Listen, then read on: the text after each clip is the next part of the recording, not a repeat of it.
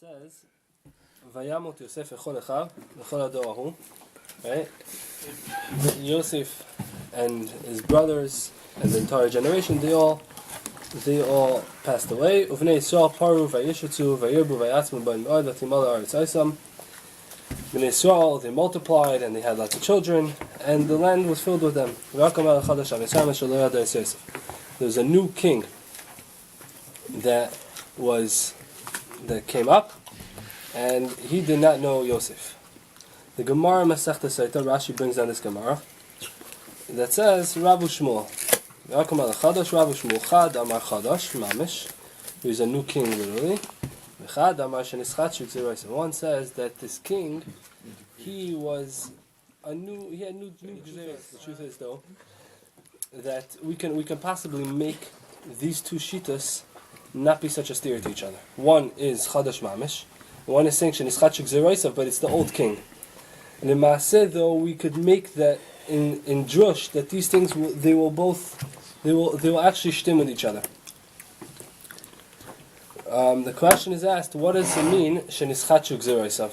What does it mean Shenischat Gzeroisav? There was no Gzera before. They need to have Nischat Gzeroisav. It was just a Vart in a din in Shenischat means that there was a Gzera until now, and he renewed them. He fixed it up. He made a tweak here or there. What was new about it?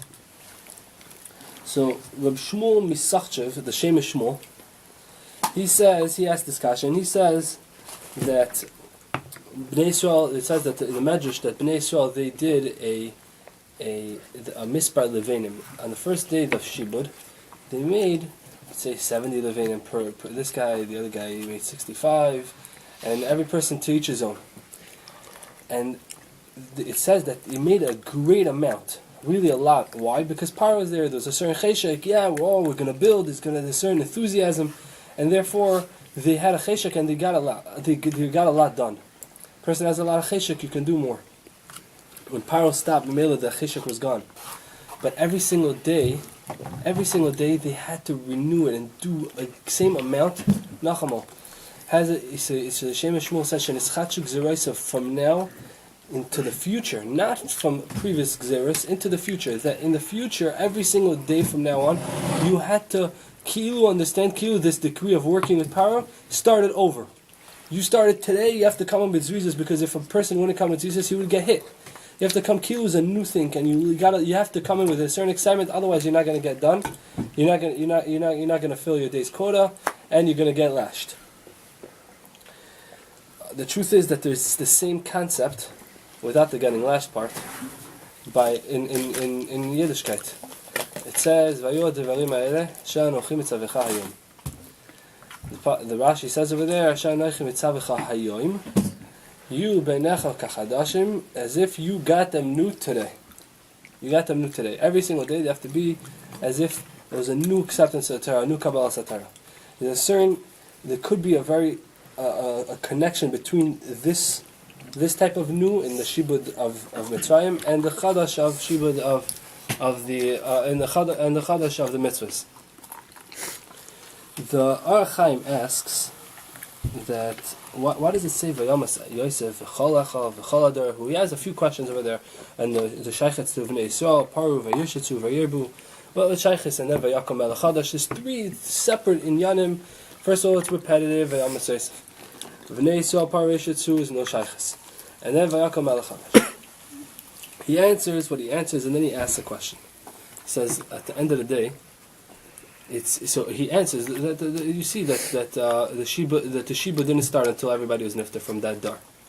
So Ar Chaim, why do I need to say Yosef v'chol echav? Just tell me v'chol hadorahu, and I know b'kav v'chaimer that if the shiba didn't start, then the shiba vadai did not start v'chol echav, and for sure when Yosef was there, when Yosef was alive, the shiba wasn't there. What's the point? So he answers. He says that must be that when Yosef was nifter, that the Bnei Yisrael, they had a Yerida. When the brothers were nifter, they had a Vaita Yerida, a bigger Yerida. V'chol hadorahu, they had such a Yerida that they were mamish nivzim beinei Mitzrayim. That's part of why it says of Bnei Yisrael, Parvei Shetzu, it doesn't say Vayifru. Why does it say Bnei Yisrael? Because they went out of the Gederis, they went out of their Eretz Goshen. They were all in Eretz Goshen, with the city that had a base medrash, and they decided they want to be part of everybody else. The only three things that they didn't change is Shema, Malbusham, Ve'Elishainam, but everything else they changed. And that is enough to bring a shibud galus, a shibud machas. So now, with this, now we can maybe touch up a different Vayakam Melech Chadash. And it says Vayakam Melech Chadash, it was Taka new king. It was a new king which wasn't really known in Klal Yisrael. It was the Yetzirah, Melech Zaken Uksil. He's known as the Melech Zaken Uksil. Vayakam Melech Chadash. Why is he so new? Because Avram, Yitzchak, Yaakov, everybody knows that they were able to be shtalit and they were able to overcome the Yetzirah. They overcame the Yetzirah. Yosef, who went with the Milas of Yaakov, also was overcome. The other Dar, they were still the brothers. They were also very close to Yosef, right behind Yosef on that. And the Chal Dar, who they were all mamish the Shivim Nefesh that came with Yaakov from Eretz Yisrael. They all knew from Eretz Canaan. They all knew this how to deal with the Yetzirah. But now when they were left, the Bnei Yisrael were all of a sudden overwhelmed with Melech Chadash. Asher lo yada, it says that he didn't, this Yetzirah and this Bnei Yisrael and their matter right now, they have no shaykhs to Yosef. They mamish had no shaykhs to that dar. And that's something that can cause a shiur. Now, based on this, so there's a new Melech Chadash. Now let's go back to the Manda Amar Shmuel, the other Chadamar, that said,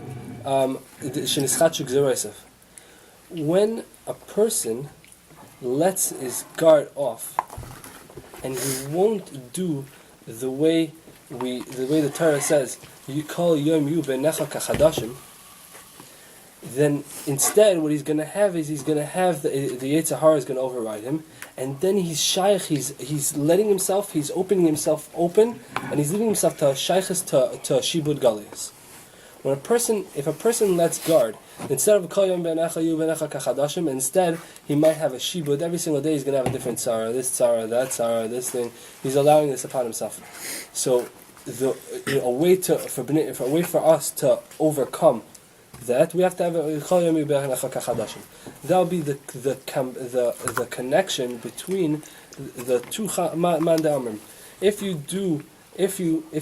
you're going to have this Melech Chadash, which is going to be this Yetzirah, you're going to let you overcome him. You're going to have in Ischachik Zeraisav that every single day you're going to have the shibud.